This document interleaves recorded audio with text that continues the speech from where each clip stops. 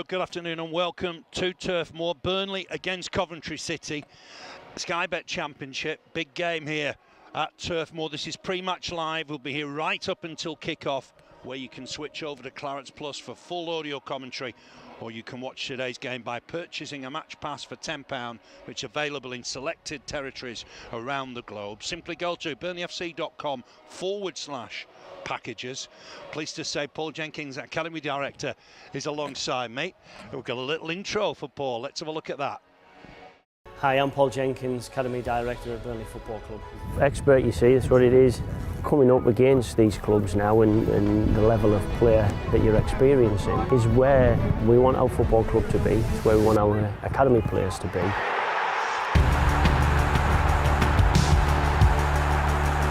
Talent isn't enough. It's going to take character and it's going to take hard work, not only to get there, but then it takes character to stay there as well.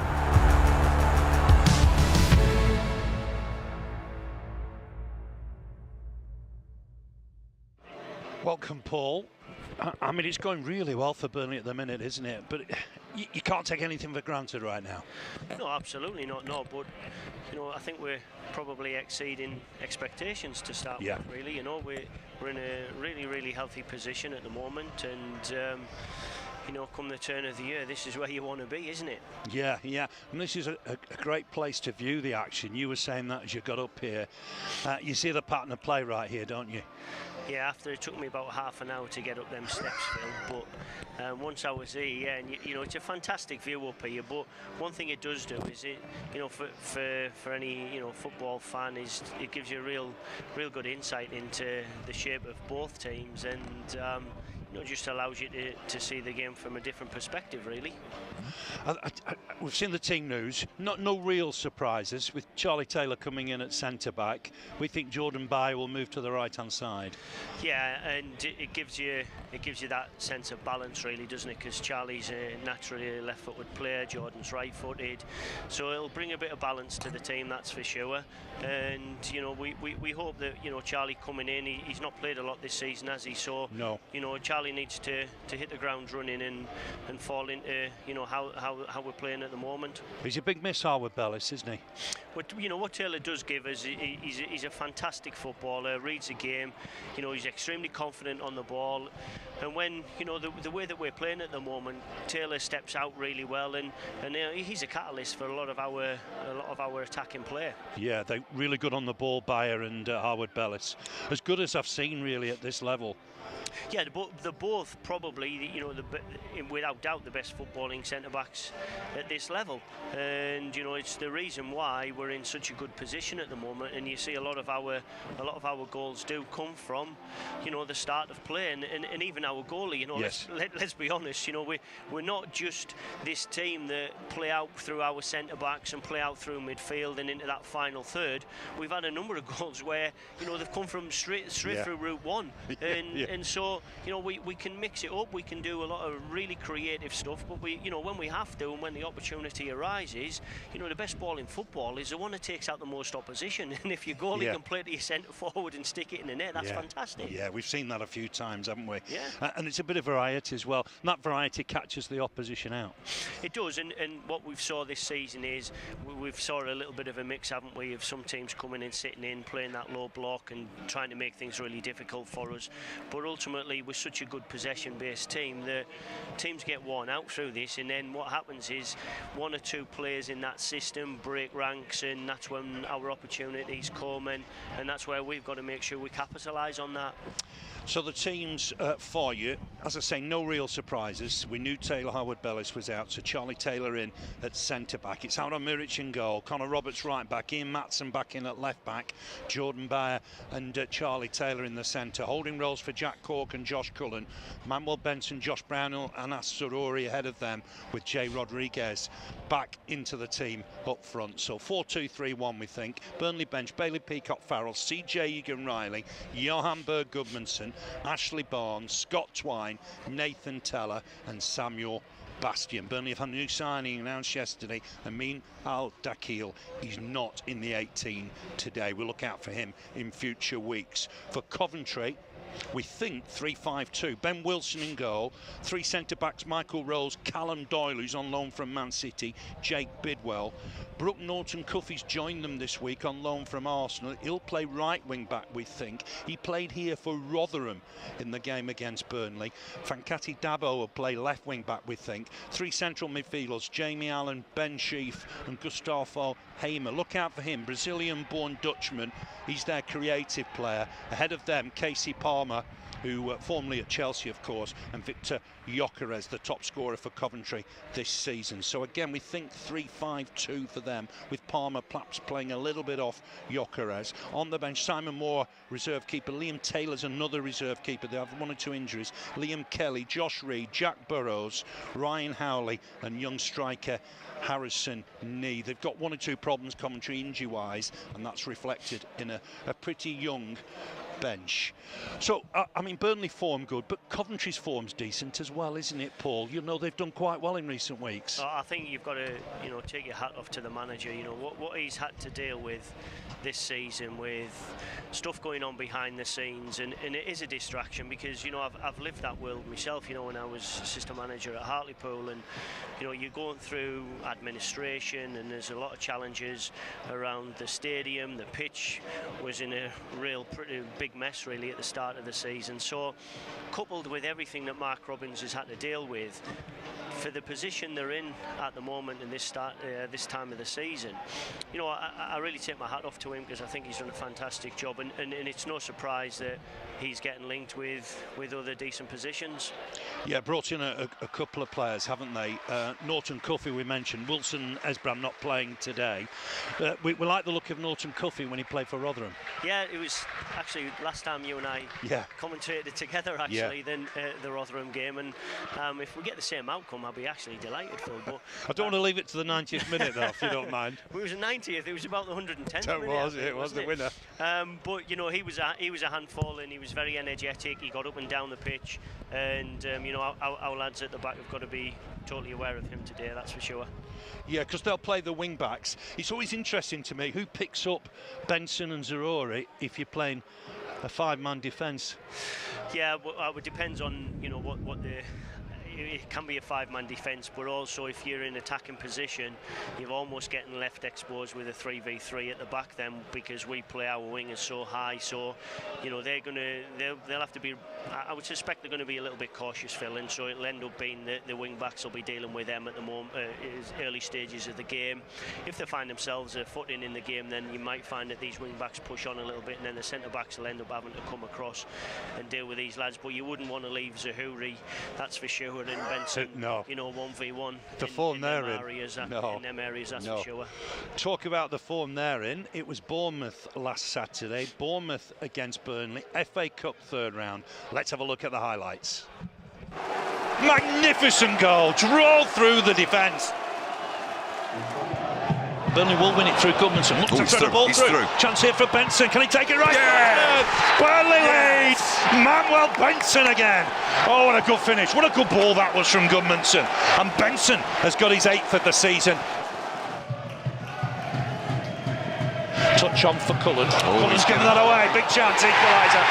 Mistake at the back. And Christie has got the equaliser. That was poor from Burnley. They'll be disappointed with that. Gave the ball away. Outside. Given away here. Barnes can collect this. Opportunity in the D for Barnes. Helps it on. Big chance. Stabbed in and Zaroury with the finish. Burnley are ahead again. The Clarets worked that so well. And Zaroury has got the goal. Burnley 2-1 up here. Simple finish. Here's Goodmanson, back inside here for Zaroury, looking to take his man on. He's got Goodmanson on the outside, clips it in here for Brownhill, gets it back to Zaroury. Oh, it's great skill. Oh, what a goal! Oh, what a finish from Anas Zaroury! This lad's on fire. 3-1 Burnley, magnificent goal, drove through the defence, and Zaroury's finished it right-footed. Bournemouth 1, Burnley 2, yet another goal for Anas Zaroury. Hooked on here, chance for Solanke. Has he scored? He has. Goal back. Solanke with it. The goal Bournemouth wanted early in the second half. There's a bit of wrestling to win the ball back. It's Bournemouth 2, Burnley 3. The Clarets won't be happy with that goal. Solanke at the second time of asking. Barnes needs a bit of support. Found Benson. Big for Benson. Super finish from Manuel Benson. Well done, Ashley Barnes. Picked his man out. Benson's finished it in style. Bournemouth 2, Burnley 4. That was a great win, Paul, wasn't it? FA Cup, going to a Premier League side and winning.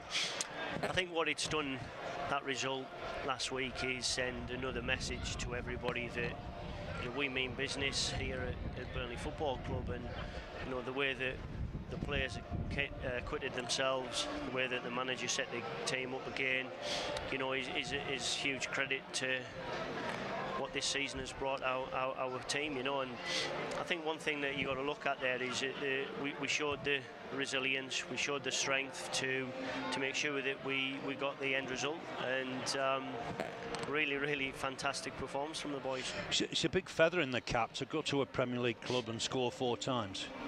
Yeah, and that's a clear indication of what we are as a team now.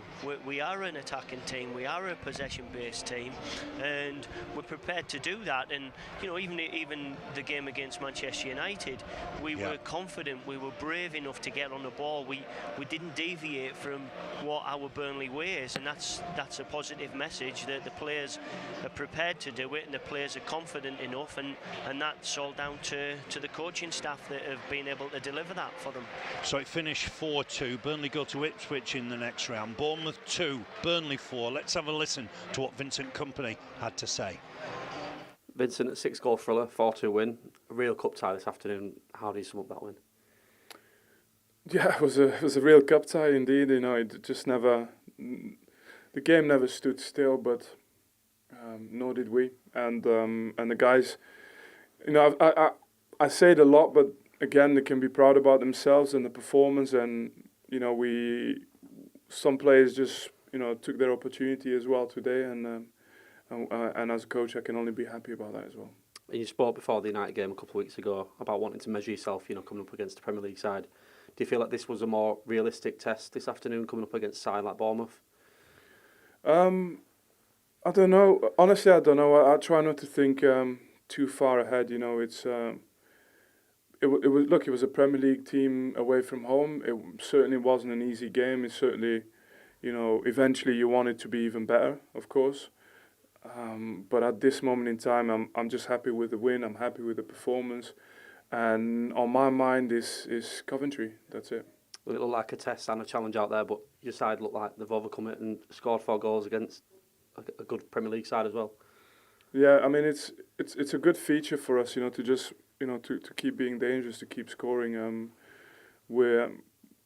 I thought we defended really well in recent weeks and recent months, probably.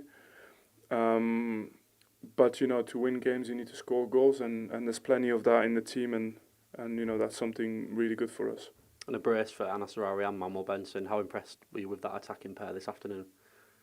Well, they've showed this type of quality all season, so I don't think any of us is surprised anymore. And there's still a long way for them to fulfill their full potential, and we just try and guide them on that road, and just make sure that the other lads as well just chip in, and that's what we've done so far.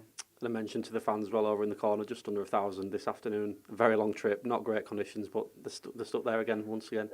Yeah, very bad conditions and very long trip indeed, and it just adds that little bit of pressure, because obviously everyone's travelled over, and you think, well, we want this to be a good game for them, and can't promise result, but like we saw today, you get a performance like this, and you show heart, and then I think they're always going to leave proud.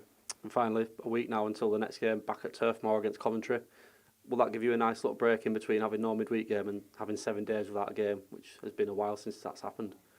Yeah, it gives us time to work on the pitch again, to try and improve the team, and just make sure everybody remains in the best possible state for the next game. And you know how much we love playing at Turf Moor, and we'll do everything we can to make it again a very vibrant place on the night. Thank you. Well done. Thank you.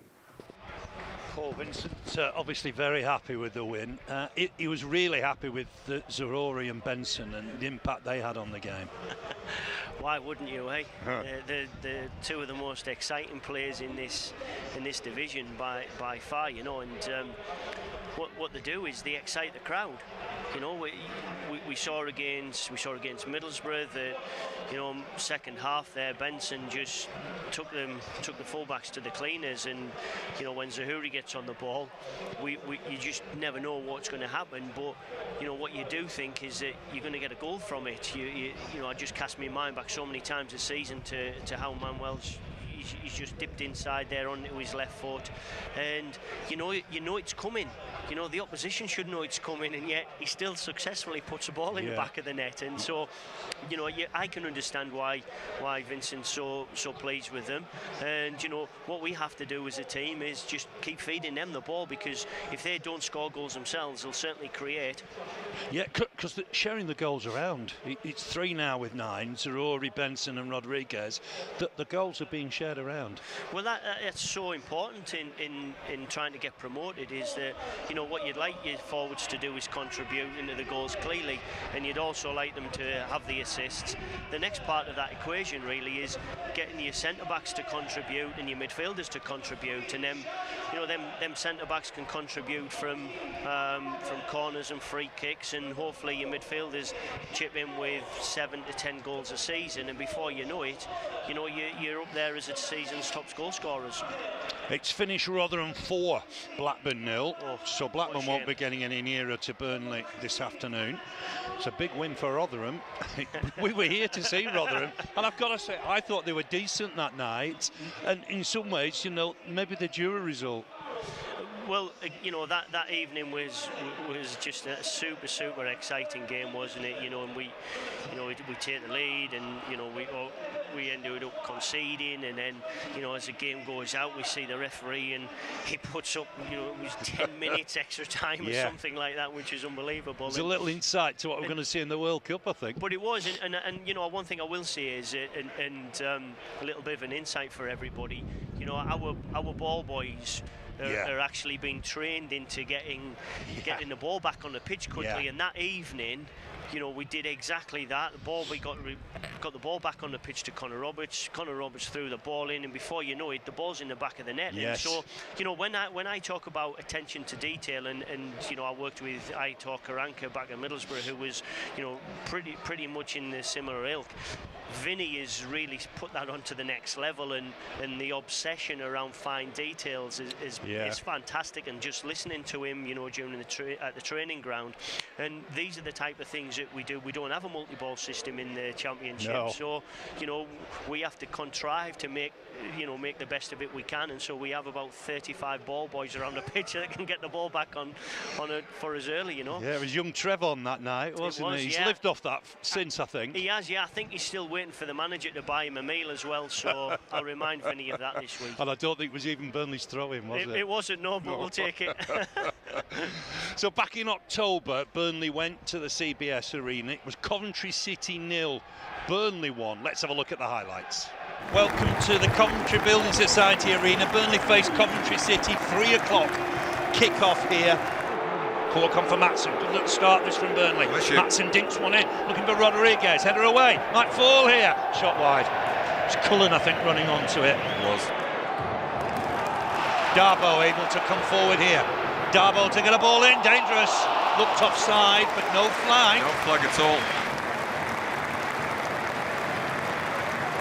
7 minutes to half-time. Coventry City 0. Teller's having a run. Teller's having a run. Looking over the top for Teller. Can he get there? Can he take it down? That's the shot. Ooh, and it is! Yes! Nathan Teller yes! with the goal. What a good finish that is from Nathan Teller. He's having a fine season. Lovely ball from Josh Cullen.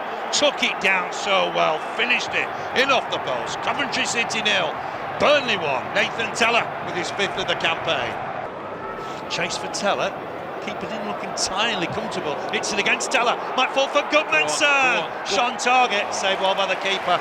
Well, he knew it was an opportunity, just didn't get enough on it, I don't think. He needed to lob it so the keeper couldn't get anywhere near it. swung in by Bidwell. Did he go out first? Burnley do win the header. Might fall here though. First effort for Kane. Wide of the target. It's just come on. His first touch. Yeah, right, just right wide. footed and way off. Burnley Peacock made a dive for it just to make sure he covered the area, but it was never going anywhere. Now the worry is we've got 5 minutes left. They've made the passenger play that we don't want to see, which is shooting down the wings and not getting stopped. We're close to the 4 here. Will Bidwell get another cross in here? Gyökeres trying to turn his man. Oh, he's done well, Gyökeres. He's in the box, touches it back. Burnley got back, hooked away. That's the final whistle. Big 3 points for Burnley. They've held on. It's important they've held on.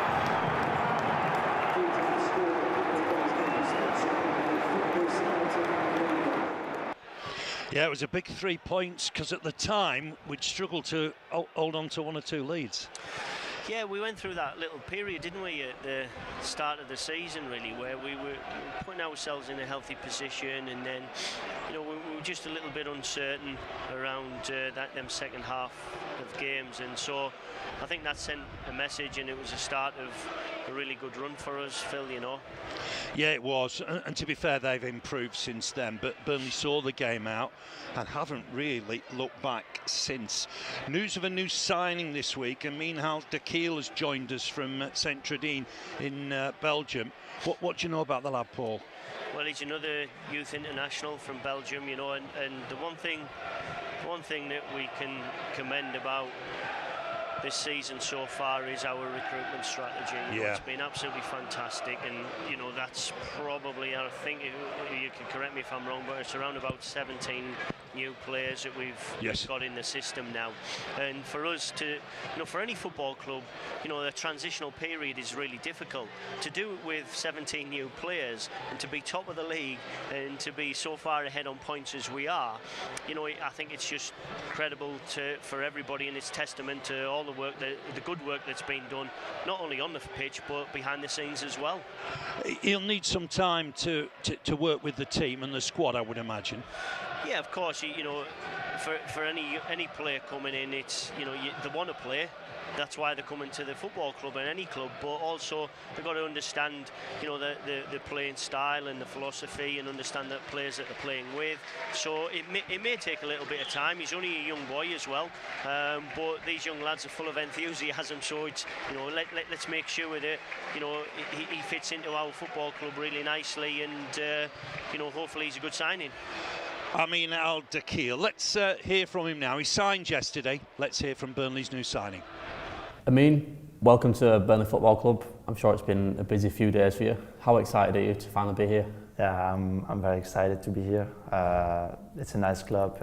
Everyone is here, really nice to me. So yeah, I'm moving forward to play and to enjoy my moments here in Burnley.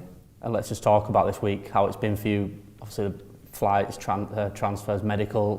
What has the days consisted of? It has been very busy days. Yesterday I had a lot of tests that I had to do. I just arrived in the morning at 10 o'clock. So yeah, it has been busy. Haven't slept much, but yeah, it's part of the job. So I'm very excited and excited to start. Yeah. Is it a special feeling now that everything's done, all the tests, the paperwork, and now you're here in the Burnley shirt in the training ground? Yeah, now I can leave everything behind me and just focus on beginning to play with the team, to know every player, the coach. So yeah, very excited. Yeah. And you just met manager Vincent Kompany a short while ago, just out there. How much of a part did he play in you coming here as well? Yeah, I think I know he played a big part. So for moving here to Burnley, he was a very good defender. I think maybe the best defender in Belgium. So yeah, it's an honor to have him as my coach, and yeah, being next to him. And I hope that he can learn me and teach me a lot as a defender, as to become a better defender, a better player. So yeah, big part. You touched on it a little bit there, but being a defender yourself, working under the legend of the game like Vincent Kompany, a central defender, does that have a little bit of an extra bonus for you? Yeah, of course. Like I said, it's a big part.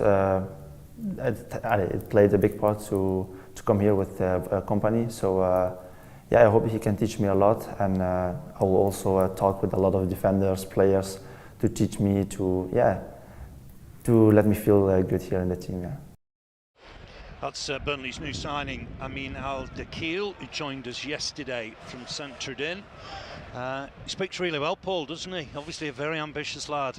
He does, and you know, one thing for any player coming into a foreign country is making sure that they understand the language and supporting them in speaking the language. And clearly he doesn't need any help there, does he? Because he speaks really well, that's for sure. Better than mine, I think. But it's really important that, you know, that if you know, for communication and for the players to understand the football language, that's another key area of player care and support within the football industry at the moment.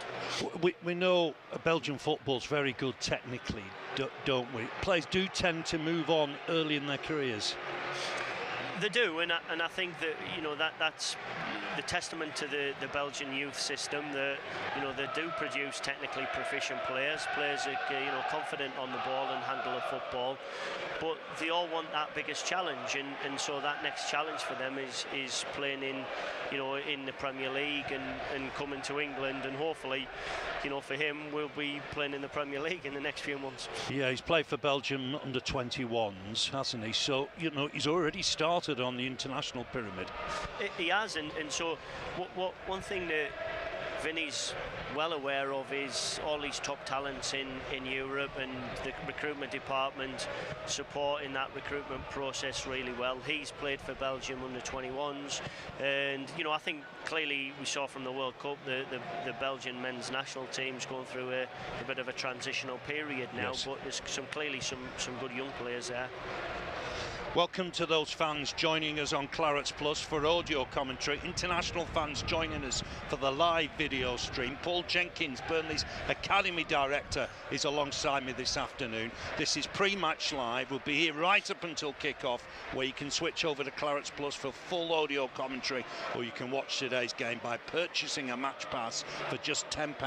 That's available in selected territories around the globe this afternoon. Simply go to burnleyfc.com/packages. Let me bring you the team news. No real surprises for Burnley. It's what we were expecting. Charlie Taylor in for Taylor Harwood-Bellis. Remember, he was injured at Bournemouth last Saturday. So Taylor in at left centre-back. Jordan Bear will move across to right centre-back.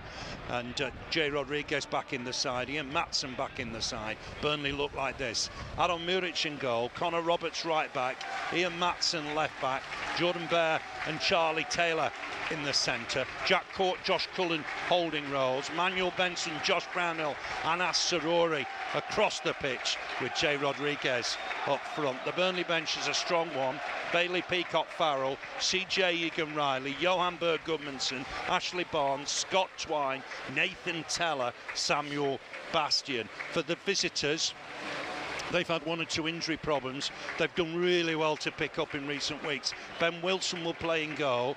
A back three of Michael Rose, Callum Doyle on loan from Man City, Jake Bidwell, the former Brentford, at left centre-back. Brooke Norton-Cuffy will play right wing-back. We think Fakati Dabo will play left wing-back. He's a former Chelsea youngster. Three central midfielders, Jamie Hallen, the former Rochdale player, Ben Sheaf, and then Gustavo Hammer. Look out for him, Brazilian-born Dutchman. He's their creative player, and ahead of him, Victor Gyökeres, their top scorer, alongside Casey Palmer, the former Chelsea youth. On the bench, Simon Moore and Liam Taylor, both reserve keepers. Liam Kelly, Josh Reed, Jack Burrows, Ryan Howley, and young striker Harrison Needs. A very young bench that just reflects one or two injury problems that they have had. The referee is David Webb. He was here for the Middlesbrough game. Ross Joyce is the fourth official. We've talked about those sides a little bit, Paul. No real surprises for Burnley.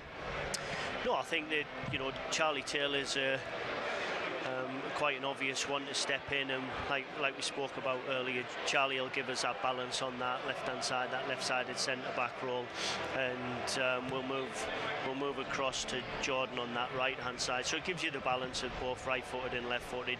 But certainly, you know, when we talk about how we play as a team now, Jordan and Charlie are really critical to how we develop as a group of players on the pitch. We try to build out from the back, and it's it's really important that you have people like Charlie Taylor and the credibility that he can bring. Athletically, physically, he's in good shape, and he's a great debutant for Taylor. Absolutely. A word about Ashley Barnes, because I thought Barnesy was fantastic last week. He's a bit unfortunate. He is, and I think what everybody needs to be aware of is that both Ashley and J-Rod have been managed superbly well by the medical department and the sports science department, because these guys are in the twilight of their career, and so they have to be managed physically, and so the management have done a really good job in selecting specifically what games that they're going to be playing in. So I think back in the day, if a player gets left out, they're going to be really, really disappointed. But one thing that is clear to this group of players, that there's always a reason why the manager picks the team and does what he does, and so J-Rod's come in and Ash will drop to the bench, but it's not because of poor performance. We're managing these players because they are in the twilight of their career. Yeah, it's a good point.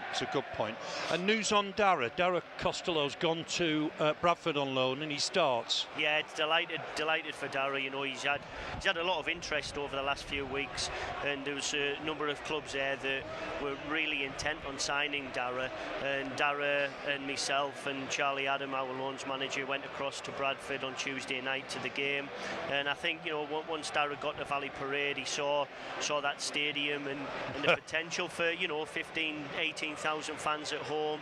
Mark Hughes is a manager, so it was a good plus for Dara to be working alongside somebody of Mark Hughes' standing in the game. So hopefully Dara's first loan period, so we're hoping and keeping our fingers crossed it's a successful one for him. You can't learn off a better striker than Mark Hughes. He was all right, wasn't he? He's just all right, yeah. Just all right. He knew how to stick the ball in the back of the net, that's for sure. He would have been a defender's nightmare to play against. And for Dara, I suspect at that level, Dara will be a nightmare for defenders to play against, because he's, again, somebody who's really quick. He plays on shoulders. He likes the ball in behind, and he likes to run defenders. So they've got to be really on their toes when they're playing against Dara. And hopefully Dara takes this opportunity, because it's a really good one for him. Yes, an indication of what you're trying to do in the academy. If the lads have got opportunities to go out on loan, they'll do just that. Oh, we absolutely, as part of our strategy is to player development, is that we want as quickly as we can our young players to be playing in men's football, in first team football. So irrespective of their age, if somebody can get a loan spell, certainly at a league club, we'll do everything we can to support that. That's really critical to their development. Some young players, will end up going straight into the first team and don't have that pathway.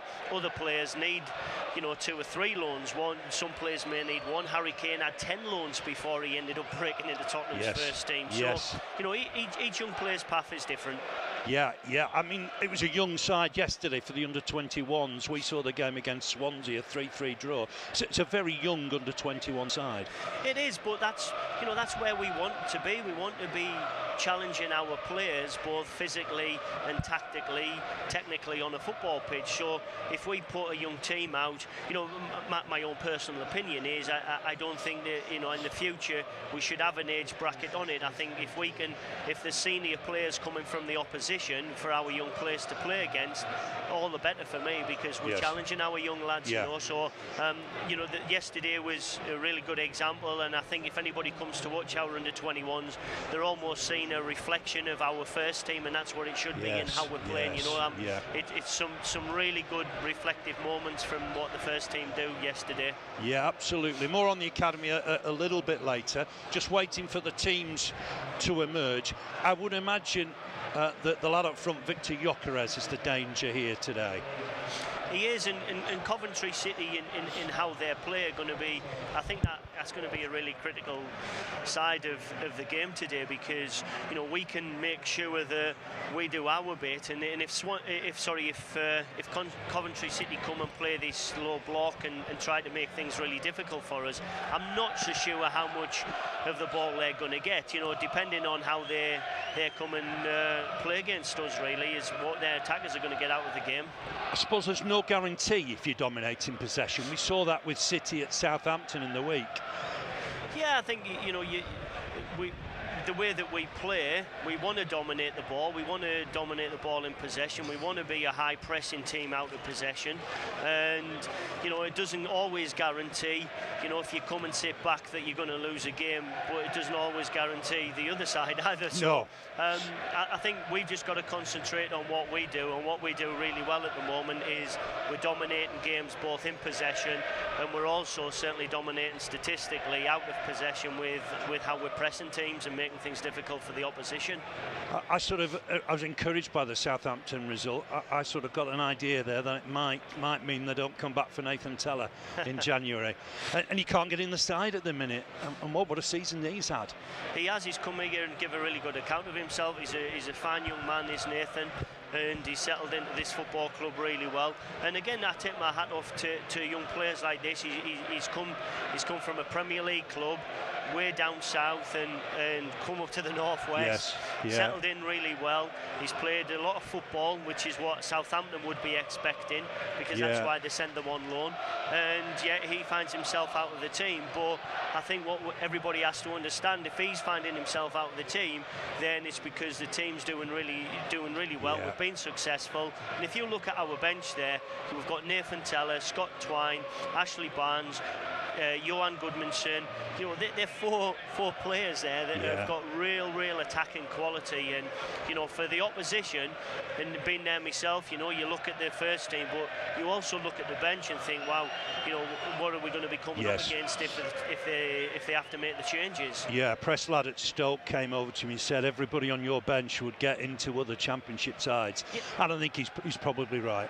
He is, and so that's another telling message to everybody. Here come the teams.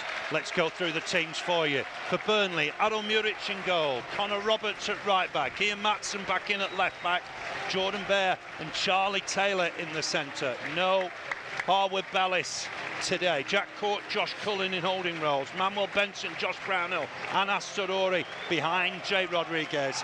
Benson, Zaroury, Rodriguez have all got 9 goals this season. On the bench for Burnley, Bailey Peacock-Farrell did well in the game at Bournemouth. CJ Egan-Riley, Johan Berg-Gudmundsson, Ashley Barnes, Scott Twine, Nathan Teller and Samuel Bastian. Barnes was really good last week. A little bit unfortunate to step down. For Coventry, Ben Wilson in goal. They play 3 centre-backs. Michael Rose, Callum Doyle on loan from Man City, Jake Bidwell. Brooke Norton-Cuffy's joined them from Arsenal on loan this week. He'll play right wing-back. Fakati Dabo will play left wing-back.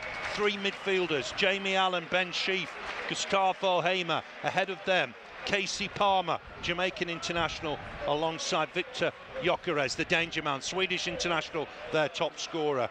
On the bench, a young bench for Coventry, Simon Moore, Liam Taylor, 2 reserve keepers, Liam Kelly, Josh Reed, Jack Burrows, Ryan Howley and young striker Harrison Nee. David Webb is out, 4th official.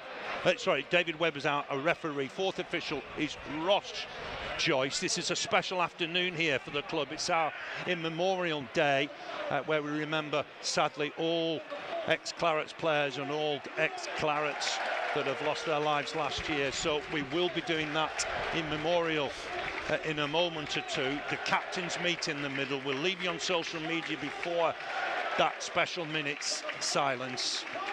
Captains, Jack Court just meeting in the middle with Jamie Allen, and it's a big afternoon for Burnley. They're 5 points clear of Sheffield United in 2nd spot, 14 clear of Blackburn, who have already lost at lunchtime 4-0 at Rotherham United. Burnley in claret and blue, all black chain strip for Coventry, and we're going to just gather around the centre circle. If you're watching on social media, thanks for joining us on Prematch Live. You can now switch over to Clarets Plus and our official app or website for live audio commentary, or you can watch today's game for just £10 in selected territories. Simply go to burnleyfc.com/packages to purchase a match pass. The immemorial minute silence will start in a moment.